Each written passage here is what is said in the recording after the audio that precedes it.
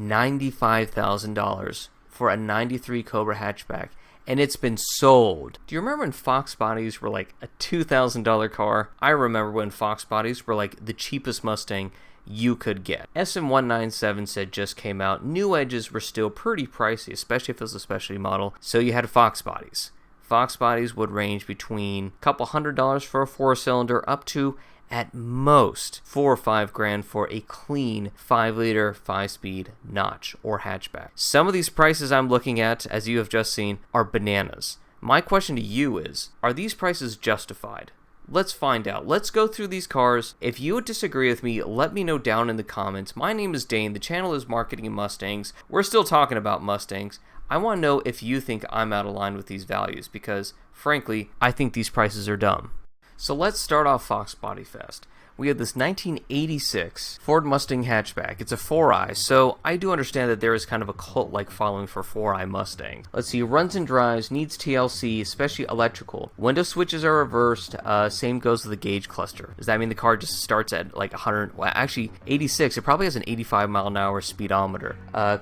Extra set of T-tops, bit of rust, mainly looking for trades. So, as we can see, this is $7,000 for what looks like back in the day, this used to be for sure a $2,000 car. I remember when I was younger, I was about to graduate high school, and I actually looked at a 1986 Ford Mustang GT that was arguably in better shape than this. Like, we have duct tape on the seats actually look like they have a lot of farts in them, mismatched front bumper. Look, I get it's an 86, it's older than I am, but $7,000 is a big price, because the car I was just talking about that I was looking at in 2007, it was an 86. It had the seats, it was a GT 5-speed hatchback, it was all white, but also had the T-tops.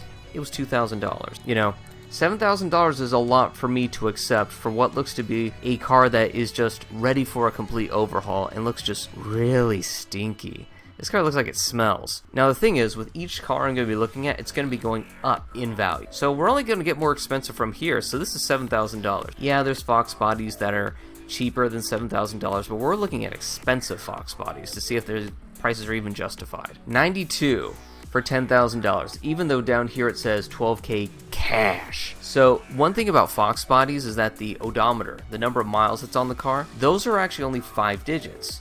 So it's interesting that he states that the car has only 45,000 miles, give or take, on it. 1,000 miles on it, because, you know, if he's the original owner, I could believe that, but at the same time, I have a hard time accepting that, because I almost always assume that the car at least has 100,000 miles plus on it. Maybe even 2. I've seen them. So his big flex is that this car has been modified. We can see his thumbs up, his seal of approval. Pictures are a little bit grainy. These definitely look like original pictures, probably from, I don't know, the late 90s, early 2000s. And like, okay, we can clearly see the modifications. See, this is what I mean. Do we really know that that's only like 45,000 miles? What do you think? Do you think this car actually has 45,000 miles? I think it has 145,000. It is in good shape, and I will give credit to the fact that it does have a proper 5-lug conversion. Foxbodies, as you saw in the other one, they typically only have 4 lugs, like a Ford Escort.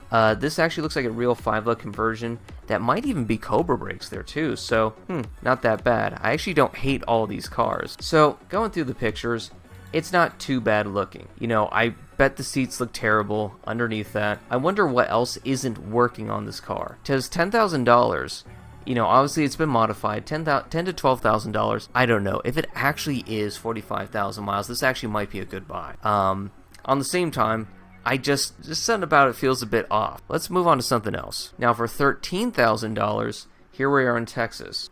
Clearly we have some wear and tear on it. It has VBK H pipe, clean Texas title in hand. Not sure if that really means anything. And let's see, it looks like it's virtually stock. It's a mass air car, meaning that there's no MAF sensor. So this looks like virtually a stock Mustang. Let's see, do we have any interior pictures? I mean, the interior looks mostly all there. I mean, it looks like that part's missing, but we have it in the back seat. Could they at least have vacuumed it, though? Like, that's the thing, $13,000. And the car looks like he just drives it every day. You know, if you're going to be asking $13,000 for a very old car, you know, soon to be a 30-plus-year-old car, if not already, clean it. At least, you know, throw away your change, vacuum the back seat. This car just looks like it smells like BO, unfortunately.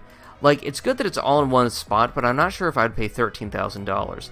I could see someone, though, paying $13,000 for what looks like to be a virtually stock car. Just 13,000, like, that would make me pause, because, like, I always go out of my way to get a stock Mustang, like my Roush. My Roush was stock, and I paid a bit over $10,000 for it in 2015, so I'm not scared of saying, oh, anything over $4,000 is too much, but $13,000, I don't know. I'd have to really sit and think. I'd have to be in love with the car. The thing is, we got more cars that are more expensive, so let's take a look. So a 93 for $18,000. Now we're really starting to get up there. If anything, this is probably more expensive now than when it was brand new. So we have a 5-liter LX, and we have a Notch. So these do have a certain value in them. The reason why is because the Notch is a lighter weight car, an LX 5.0 5-speed. Back in the day, and even in the early 2000s, that was considered like a cheap, fast car. Now, so far it looks like it's actually in pretty good shape. See, like, notice how the interior on this actually looks kind of nice. I love these cup holders they have in here, because stock they didn't have cup holders, which is kind of silly. You know, no rust, original 5-speed, regularly updated. That's actually pretty cool. I'm just not sure if it's $18,000 cool. Like, that's cool. They updated the stereo system. Rest of the car is in really good shape. It's just, are we at a point where a car like this can be $18,000? I'm not sure. I could see a collector really wanting something like this that is completely stock, you know, with some choice modifications. You know, he has a little video. I'm sure this car runs and drives great, but $18,000 is a fair amount of change. Would you buy this for $18,000? It might be a good buy if you really just want to put this into a garage and never look at it again, but do we still think that Fox bodies are going to continue to appreciate in value? Let's find out. So now we have, okay, I went out of order, excuse me. 89 Mustang LX hatchback for $16,000. Theoretical 80,000 miles. It could be 180,000 miles. Let's see. Can't bring myself to modify such a Survivor. 80k miles, and it shows. Let's see what he means by that. So I actually do love this paint scheme where it's white with black trim with red stripes on it. Ooh, that is red. I think in one of my other videos I found a Nessa 9.5 that actually had the porno red interior.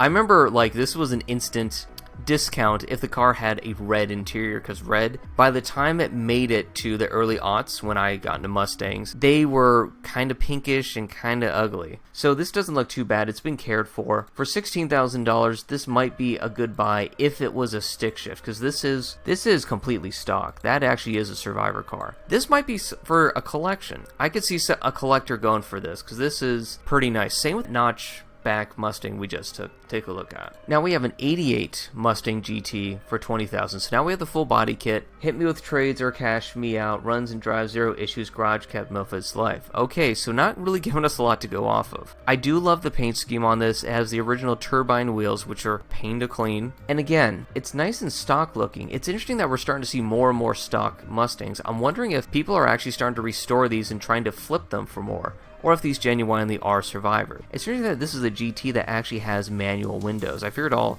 GTs at that point probably had power windows. The suspension is a little bit tired and it is kind of sagging right there in the middle. Like, one thing about the Foxbody is when it went to the aero generation, there were some odd angles, and this is one of them, where you have the body line going this way, but then it just goes out in another direction completely, and it does look a little wonky.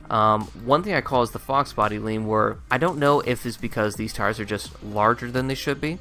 It looks like there is more wheel gap in the front than in the rear, so I wonder if the rear of the car is actually sagging. And again, this is $20,000. For $20,000, I'd have to tap out. Like, I actually like how this car looks, but for $20,000, I see a car that I would have to go through, because this looks like it more or less was someone's daily driver and it made it to 140,000 miles versus being garage kept. Like, the interior actually looks really nice, but I do wonder about the rest of the car. But wait, there's more. Now we're at $22,000. We have another 5-liter Notch. As you can tell, we actually have a pretty solid list of modifications. 5-lug conversion, cowl hood, fresh paint. Not a bad looking car. The question is it also upgraded seats from SN 9.5? Not a bad looking car again, but is it a $22,000 nice looking car? I think what I'm going to do in this video is I'm going to put numbers, so whatever number this is, let me know down below. Like, this car right here, the number is below right here. Would you buy this? Because this is $22,000. Like, now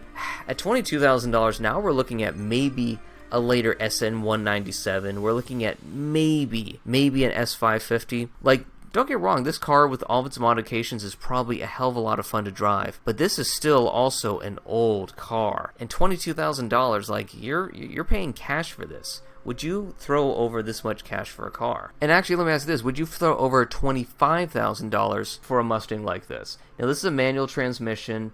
This looks to be, now this one is for sure overpriced. Here's why. It's convertible. It's cool that it does, again, have a 5-lug conversion. It seems like a lot of these Survivor cars are converted to 5-lug, which is great, honestly. But it's a convertible. Like, I can understand the justification of asking upwards to $20,000 for a notchback automatic that is a Survivor. Now, he claims 31,000 miles. I don't agree. This car has been modified. It has, you know, a spoiler on it. Definitely is a Vanilla Ice build right here. Interior's been modified. Actually, no, this is a white interior, so I wonder if this is actually what's called a 7-Up car. There's this weird time period in the early 90s where 7-Up was super popular, and they actually had these cars called the 7-Up Mustangs. I think they actually had teal exterior with a white interior.